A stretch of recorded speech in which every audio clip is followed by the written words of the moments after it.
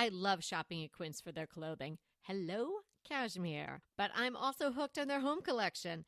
Everything feels so elevated from their bedding to the towels, and it's surprisingly affordable. I love transforming my bed for the seasons. And now that we're easing into fall, I just purchased the Euro Linen Sham Set. That's a set. You get two at $49.90. It's an incredible price for this European linen sham set. So many colors and patterns to choose from. Quince is everything you need to upgrade your home for the season, from organic bedding and towels and even handcrafted furniture and premium woven rugs. By partnering directly with ethical factories and top artisans, Quince cuts out the middleman to deliver premium quality at half the cost of other high-end brands. Quince's pieces are stylish and functional and perfect for making your space feel warm and inviting as the weather cools. Refresh your space for fall with elevated home essentials from Quince, like I have. Go to quince.com/DTT for free shipping on your order and 365-day returns. That's Quince, QUINCE.com/DTT to get free shipping and 365-day returns. Quince.com/DTT. Audible's romance collection has something to satisfy every side of you. When it comes to what kind of romance you're into, you don't have to choose just one. Fancy a dalliance with a duke, or maybe a steamy billionaire. You could find a book boyfriend in the city and another one tearing it up on the hockey field. And if nothing on this earth satisfies, you can always find love in another realm. Discover modern rom-coms from authors like Lily Chu and Ali Hazelwood, the latest romantasy series from Sarah J. Maas and Rebecca Yarros, plus Regency favorites like Bridgerton and Outlander. And of course, all the really steamy stuff. Your first great love story is free when you sign up for a free 30-day trial at audible.com/Wondery. That's audible.com/Wondery.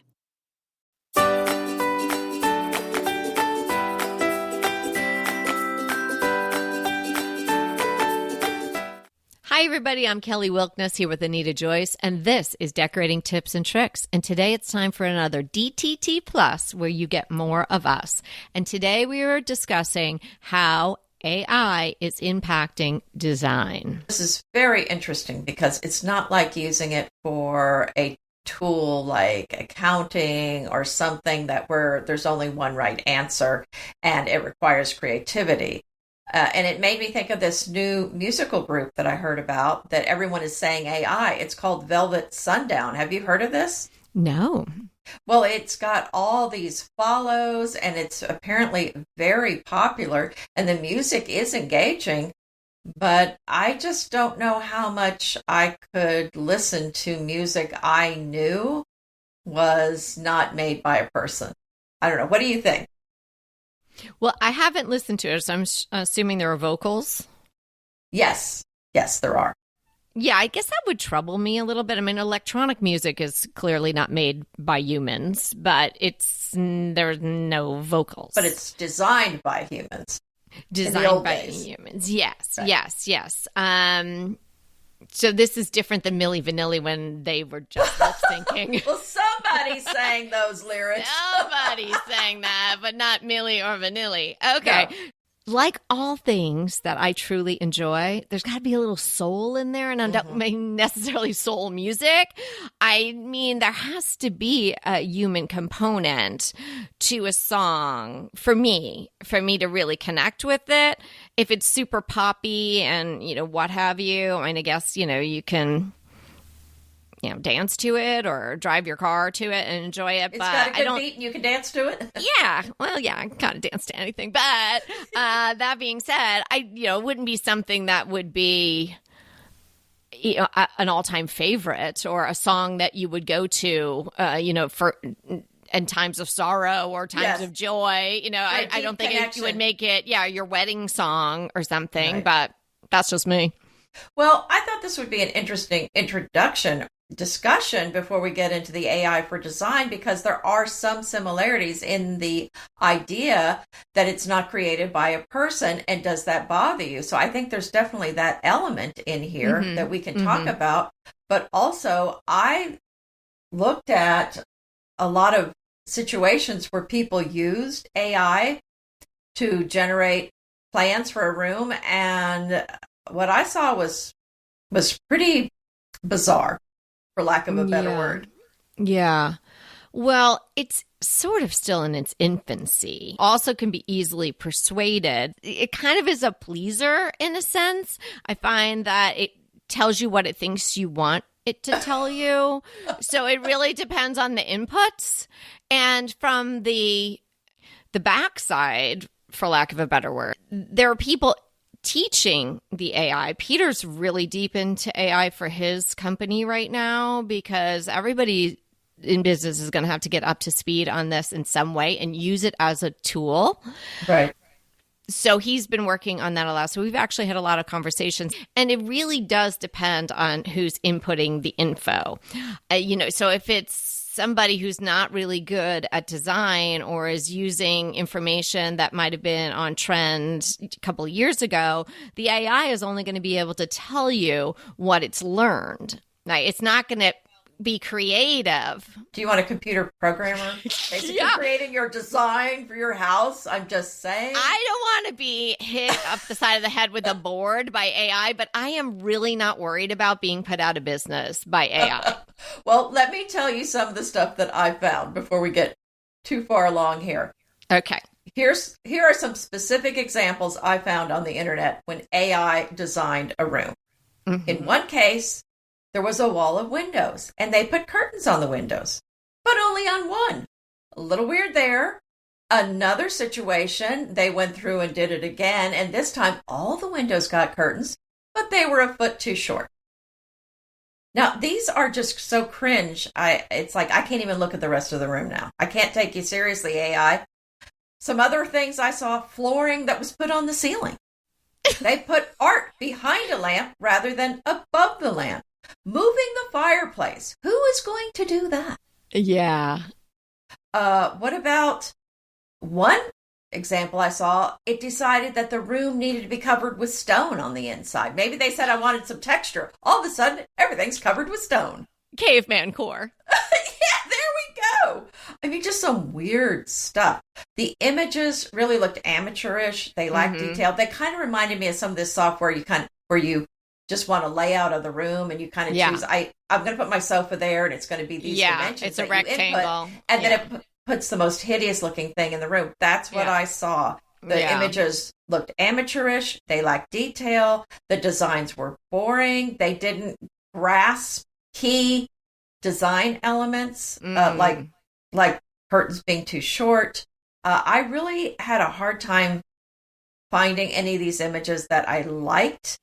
Sometimes they would be told the design style, and what they came up was just utter cringe. It wasn't even close. Yeah. Another situation I found, they were going with the trends from 2024, and this one woman was like berated into using green by AI.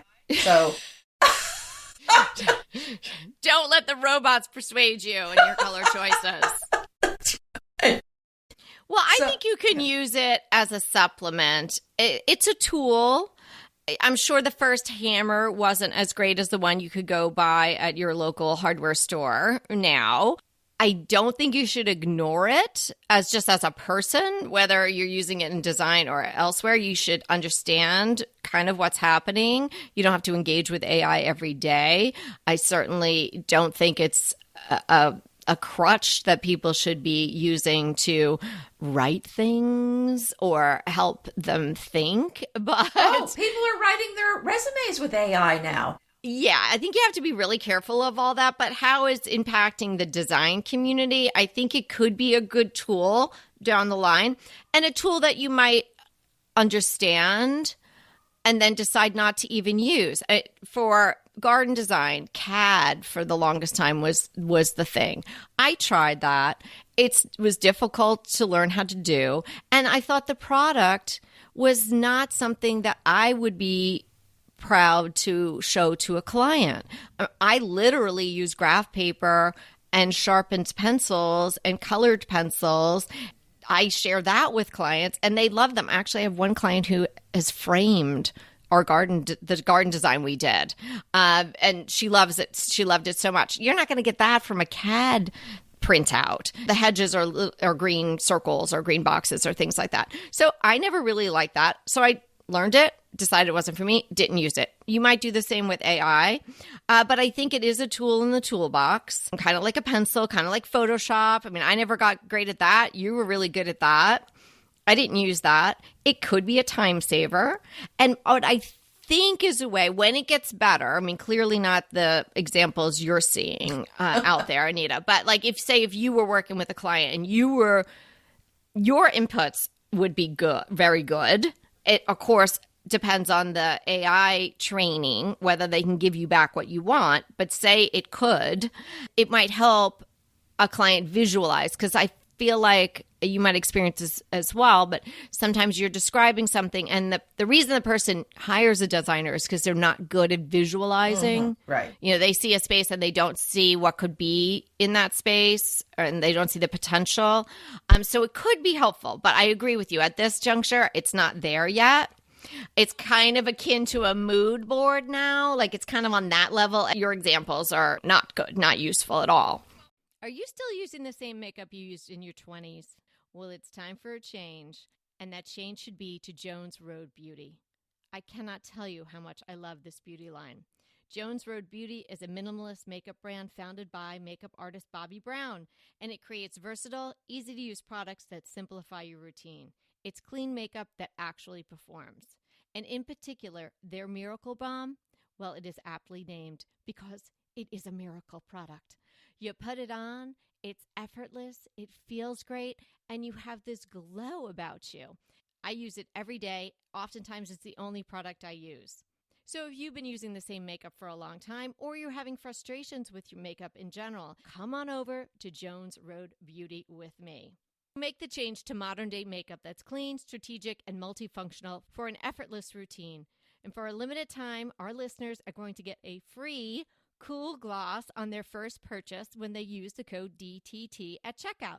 Just head to jonesroadbeauty.com and use the code DTT at checkout. After your purchase, they'll ask you where you heard about them. And of course, please tell them it's from Decorating Tips and Tricks. A BetterHelp ad. Lewis Capaldi partnered with BetterHelp to get word out about how important therapy can be.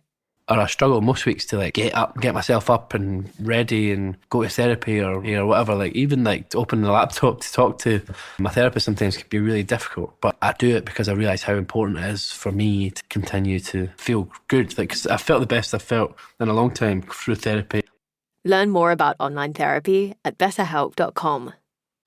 I've been using computers for a long time, and I remember years ago seeing computers portrayed as doing some pretty elaborate things. And I remember knowing at the time for that computer to do what they just showed on this movie would require months of programming to write all the code to do all that.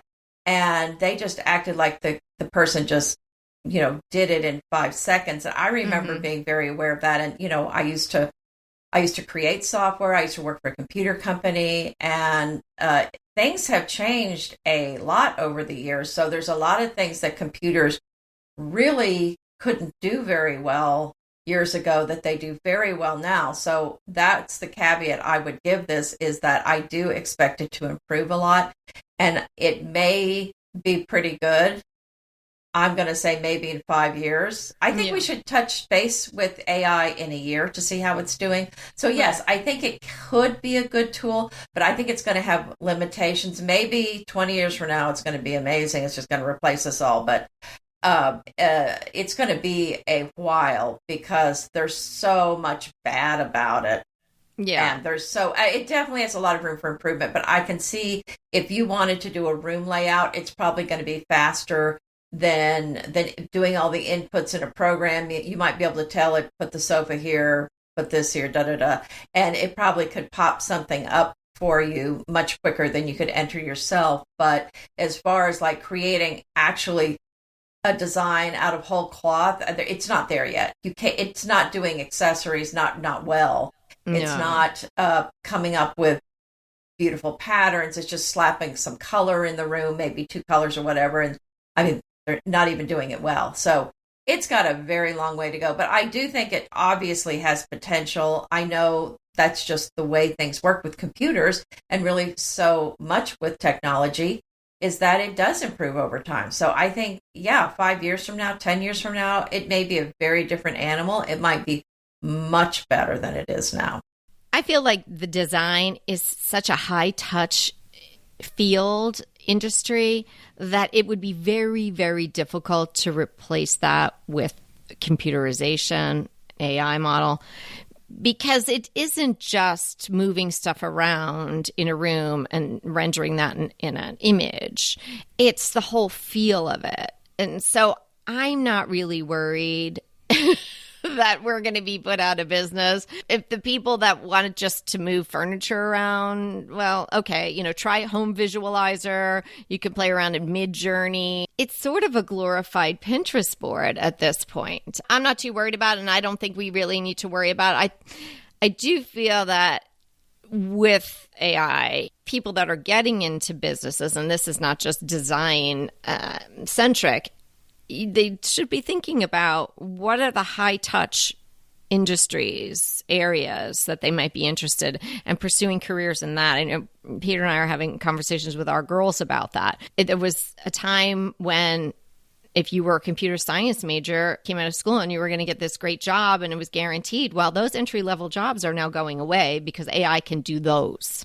Yeah, well, that's true. And I think it's going to be like so many things. There's something that's mass produced, and then there's the handmade version, and there's a very different price point. So there's probably going to be AI design and professionally designed by a designer. And there's going to be a massive difference in the price point, just like handmade, hand-painted wallpaper versus mass-produced. And I mean, and you can apply that to anything, like a painting. If you have an artist paint an original, that's a very different price point than something that's been reproduced. Yeah. We've already seen this very prevalent trend towards the handmade. Etsy. The impetus for Etsy was for makers to be able to offer what they were making with their hands. And people respect the fact that, sure, you can get your grain sack from an antique dealer who went and found it in some field, in some barn in France, or you can buy it from Pottery Barn. And yeah, people understand what the price points difference is. Or how about just something 3D printed or something? Yeah, exactly. That I still have to get my head around. That's a crazy thing. I mean, wow, that's just a lot to think about. So I don't think design's going to be defeated by AI. I think it may help it used in certain ways when it gets better. Here's another issue with AI. How is it affecting the public viewing design images? I've seen a lot of concern from people, designers that I respect on Instagram and various places, worried about these AI images.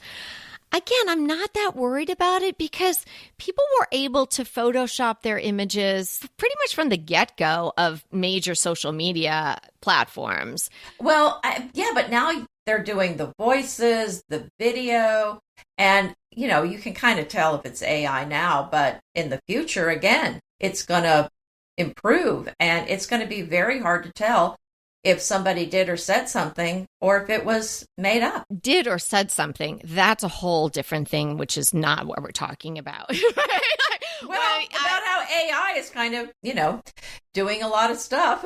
We're focusing on the design element of it in this very small, slim category of if somebody generated an image using AI and it was like, oh my gosh, this is my inspiration image.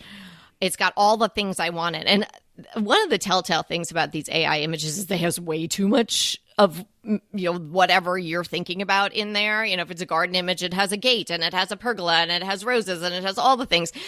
But if that's an inspiration image, does it really matter if that was somebody's garden that they took a picture of?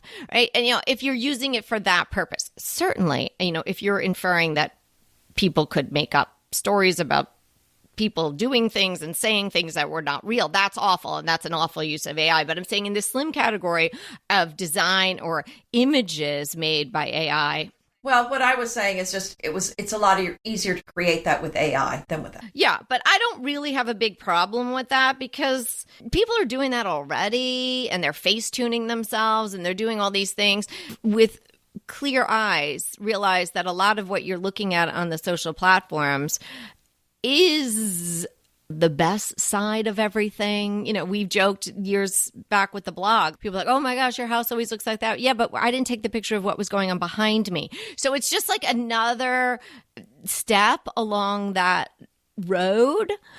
So I think people just have to be aware and not make themselves feel bad because their garden doesn't look like these AI generated images, or their home or themselves or anything like that. You have to take it for what it's worth, you know, and take maybe a lot of it with a grain of salt, or just use it as inspiration and to give you ideas to spark your own creativity. Well, I think the quality of the photo is much better when you ask AI to create a dream kitchen or garden or whatever. But the software I saw that was being used to generate a design plan for a room was not to that level. It didn't look even anywhere close to that quality.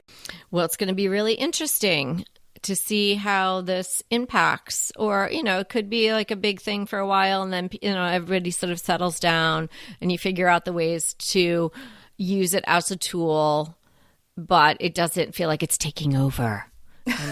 Putting everyone out of business. It's going to feel like it's taking over everything. But let's touch base in a year and see where things are. Sounds good. Okay, well, thanks so much for hanging out with us. And remember, we are here to inspire you to create a beautiful home. Until next time. Fabulous, fun, wow, even better than I had hoped or expected. These are just a few of the words used to describe a DTT design consult. We've been doing consults for many years, and boy, are we good at it. And people are loving the results of the advice and suggestions that we make for them. It's so easy to schedule a consult with us. Just simply go to our website, decoratingtipsandtricks.com, and click consult. There you'll be led through the very simple process. And sooner than later, you, I, and Anita will be discussing your home in detail. So sign up for a consult today. Let us help you design and decorate the home that you want and deserve. Looking forward to talking to you soon.